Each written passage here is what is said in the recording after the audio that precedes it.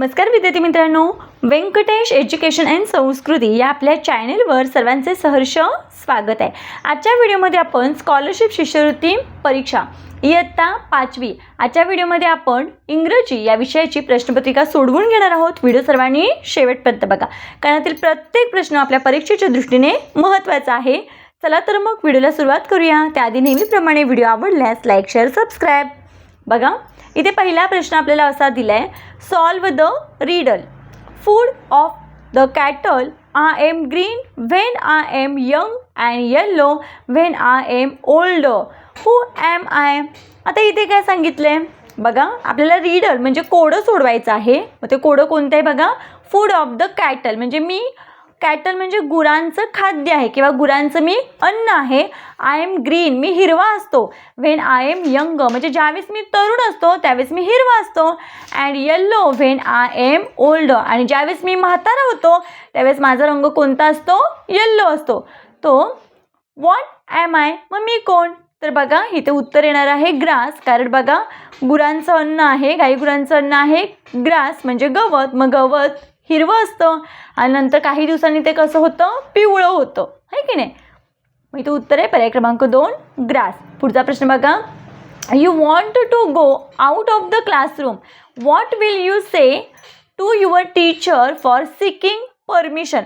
आता बघा तुम्हाला क्लासरूमच्या बाहेर जायचं आहे, मग तुम्ही तुमच्या टीचरांची परमिशन कशी मागाल असं इथे विचारले। I am going out sir madam असं म्हणू का? नाही। I want to go out sir madam, नाही। बघा may I go out sir madam, yes. बघा आपण ज्यावेळेस सिकिंग परमिशन मागतो त्यावेळेस आपण may I go out sir असं म्हणतो, म्हणून मी इथं उत्तर आहे पर्याय क्रमांक 3। पुढचा प्रश्न बघा, choose the correct alternative to fill in the blank. बघा सेंटेन्स रीड करूया आपण। And interrogative sentence always end with. आता इंट्रोगेटिव्ह सेंटेन्स म्हणजेच काय, क्वेश्चन ना, प्रश्नार्थक वाक्य आपण ज्याला मराठीत म्हणतो। मग त्याच्या शेवटला कोणतं चिन्ह असतं, तर आपल्याला माहिती आहे प्रश्न विचारल्यावर शेवटला काय असतं, क्वेश्चन मार्क असतो, म्हणून इथं आन्सर आहे option number 3 a question mark. पुढचा प्रश्न बघा, select the correct alternative to make 4 meaningful words from the following puzzle. बघा इथे आपल्याला यापैकी एक शब्द इथे ठेवायचा आहे, एक अक्षर ठेवायचं आहे जेणेकरून अर्थपूर्ण शब्द तयार होईल। मग बघा इथे जर मी ए ठेवला तर SWAN स्वॅन म्हणजे हंस, ANT आंट म्हणजे मुंगी आणि CAT कॅट म्हणजे मांजर, CAMEL कॅमल म्हणजे उंट। मग बघा ए ठेवल्यावर अर्थपूर्ण शब्द तयार झाले, म्हणून इथे उत्तर आहे आपलं पर्याय क्रमांक 4 ए। पुढचा प्रश्न बघा, which of the following sentences requires an exclamation marks at the end. आता इथे बघा शेवटला कोणतं चिन्ह येईल एक्सक्लेमेशन मार्कच्या इथे, कोणत्या वाक्यामध्ये, how far is the bus stand for here म्हणजे इथून बस स्टँड किती दूर आहे असं आपण म्हणतो। मग इथे एक्सक्लेमेशन मार्क येईल का, एंडिंगला येईल का, नाही येणार आहे की नाही। हाऊ फार इथे येईल। आता बघा how brave our soldiers are. बघा आता याच्यामध्ये मात्र काय येणार आहे, याच्यामध्ये इथे या वाक्यामध्ये येणार आहे ना, इथे बघा how brave our soldiers are, आपले सैनिक किती शूर आहेत। मग इथे एक्सक्लेमेशन मार्क्स येणार आहे, म्हणून इथे आन्सर आहे सेंटेन्स बी इज, म्हणजे इथे हे एक्सक्लेमेशन मार्क्स यूज करता येतं। पुढचा प्रश्न बघा, चूज द इनकरेक्ट प्लुरल। आता इथे सिंग्युलर आणि प्लुरल, आता प्लुरल म्हणजे इथे अनेक वचने विचारले आणि त्यातलं कोणतं इनकरेक्ट आहे ते सांगायचं आहे। मग बघा 1 डॉंकी, मॅनी डॉंकीज करेक्ट आहे। 1 वे, बघा 1 वे असतो आणि मॅनी काय असतं, मॅनी वेज असतो। मग इथे वे ईज लावले म्हणून हे कसं इनकरेक्ट आहे, मग आपल्याला इनकरेक्टच विचारले म्हणून आन्सर आहे option number 2। 1 lady, many ladies correct आहे। 1 डे, मॅनी डेज हे पण करेक्ट आहे। पुढचा प्रश्न बघा, pick out the correct adverb from the following. आता बघा ॲडवर्ब म्हणजे क्रियाविशेषण विचारले आपल्याला, फास्टली, अँग्रीली, युरिडली, ऑफनली। आता इथे बघा हे करेक्ट आहे युरिडली। पुढचा क्वेश्चन बघा, which of the following sentence is in the past tense. आता पास्ट टेन्स म्हणजे भूतकाळामधलं वाक्य कोणतं आहे ते आपल्याला सांगायचं आहे. मग बघा, mother is making a cake म्हणजे काय, आईने केक बनवला. आता बघा इज आहे, मग हे काय आहे, प्रेझेंट टेन्समधले आहे की नाही. Mister Karnik will come here tomorrow. आता विल म्हणजे हे काय दाखवतं, फ्युचरमधलं सेंटेन्स आहे दाखवतं आहे की नाही, फ्युचरमधलं. Madhu was very sincere. मग बघा इथे वॉज आहे आणि आपल्याला माहिती आहे वॉजवर हे काय दाखवतं, पास्टमध्ये दाखवतं, म्हणून मी तर आन्सर आहे option number 3. Jyoti is at the reception counter today. इथे पण इज आहे म्हणजे हे सुद्धा प्रेझेंट टेन्समधलं आहे.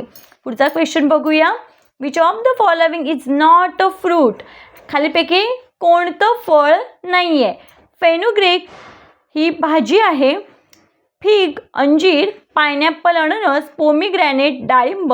मग बघा हे 3 फ्रूट आहेत आणि फेनुग्रीक म्हणजे मेथीची भाजी आहे, म्हणून मी तर वेगळं आहे पर्याय क्रमांक 1.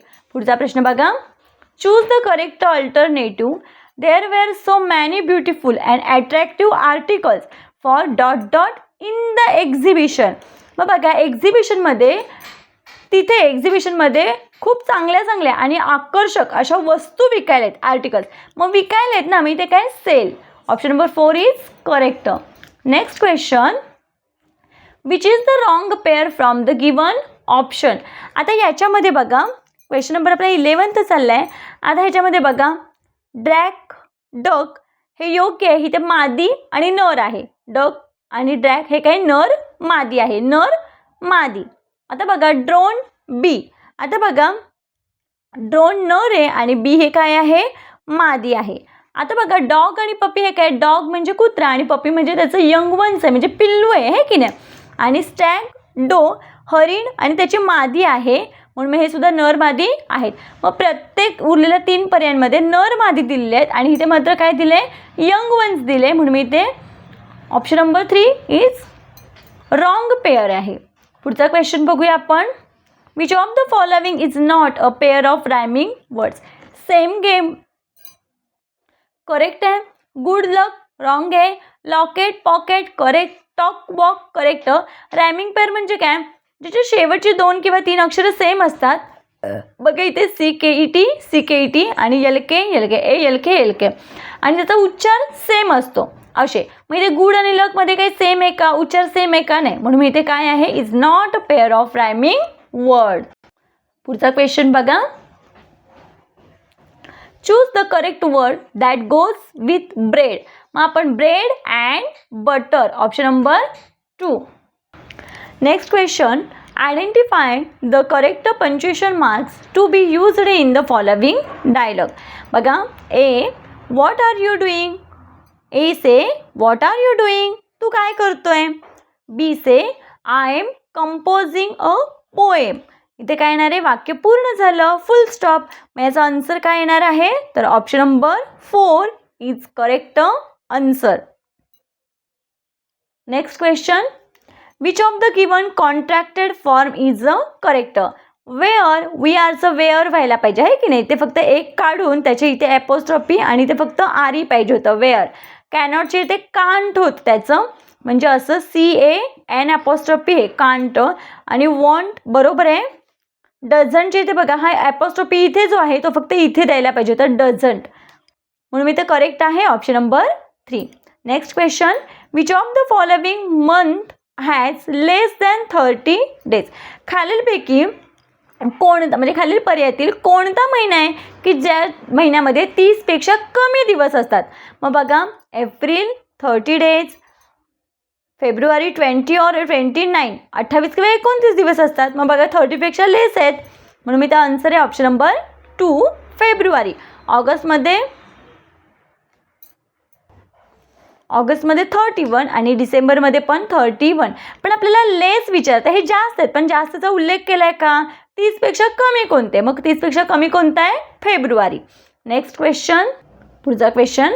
While going to school you carry your self made project but it falls down in the street and breaks in 2 pieces. Which of the following will be the correct expression.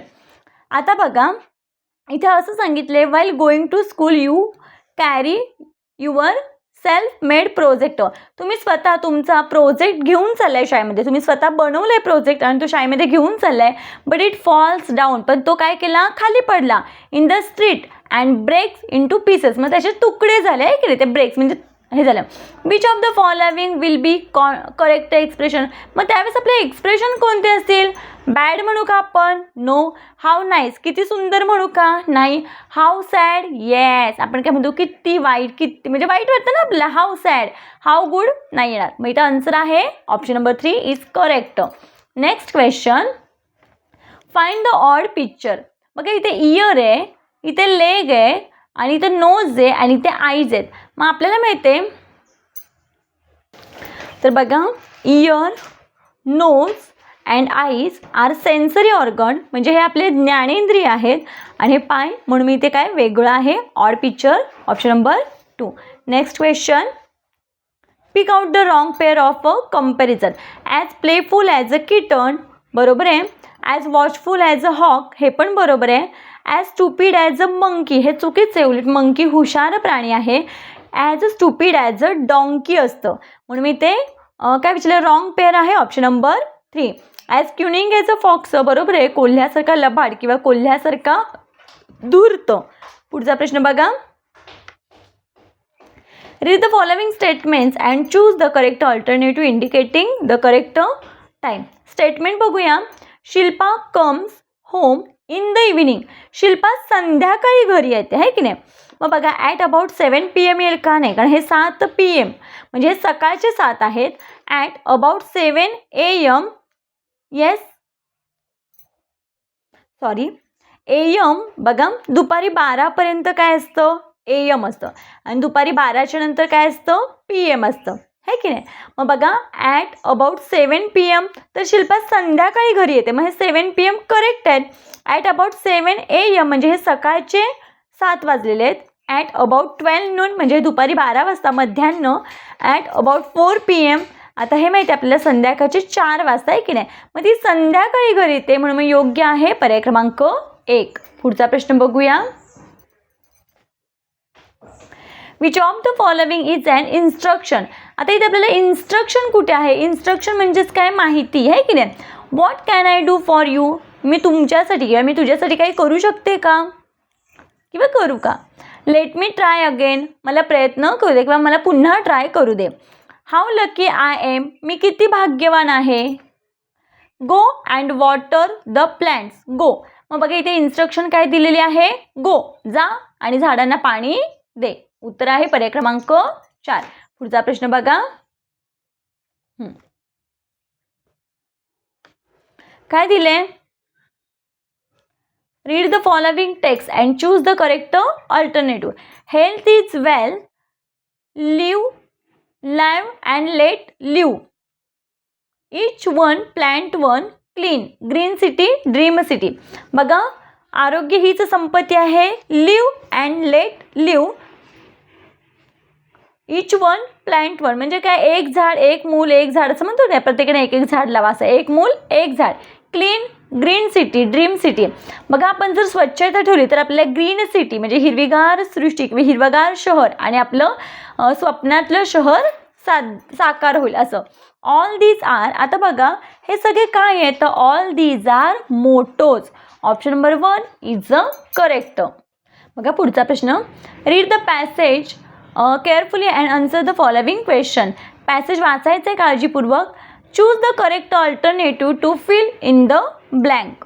आता बघा the underline sentence in the passage is the, आता underline कुणाला केले बघा इथे, we must respect nature म्हणजे आपण काय निसर्गाचा रिस्पेक्ट केलाच पाहिजे, है की नाही. मग हे मॅसेज आहे, वॉर्निंग आहे, रिक्वेस्ट आहे का प्रेयर आहे. मॅसेज म्हणजे संदेश, वॉर्निंग म्हणजे काय वॉर्न केलं आहे की नाही, पूर्वसूचना किंवा हे वॉर्निंग दिले असं. रिक्वेस्ट म्हणजे विनंती, प्रेयर म्हणजे प्रार्थना. मग हे आहे वी मस्ट रिस्पेक्ट नेचर, हे काय आहे तर हा मॅसेज आहे, है की नाही. पुढचा प्रश्न बघा, if a nature natural then ऑक्युपेशनला काय येणार आहे, occupational. Option number 3 is a correct. Next question, पुढचा प्रश्न बघा. Find the from the passage one correct word to complete the following set of rhyming word. Select the correct option. Set बघा इथे can, fan, pan. मग इथे काय येणार आहे तर यमेयन man. Option number 4 is correct answer. बघा या पद्धतीने आपण आजच्या व्हिडिओमध्ये संपूर्ण प्रश्नपत्रिका स्पष्टीकरणाचे सोडवून घेतलेली आहे. आशा करते आपल्या सर्वांना व्हिडिओ आवडला असेल. व्हिडिओ आवडल्यास लाईक, शेअर, सबस्क्राईब. आजचा व्हिडिओ कसा वाटला ते कमेंटमध्ये नक्की सांगा. आणि पुन्हा एकदा तुम्हा सगळ्यांना स्कॉलरशिप शिष्यवृत्ती परीक्षा या परीक्षेला बसणाऱ्या सर्व विद्यार्थ्यांना आपल्या व्यंकटेश एज्युकेशन अँड संस्कृती या यूट्यूब चॅनेलकडून खूप खूप शुभेच्छा. बेस्ट ऑफ लक. सर्वांनी छान पेपर लिहा. भेटूया पुढच्या व्हिडिओमध्ये. तोपर्यंत नमस्कार. थँक्यू.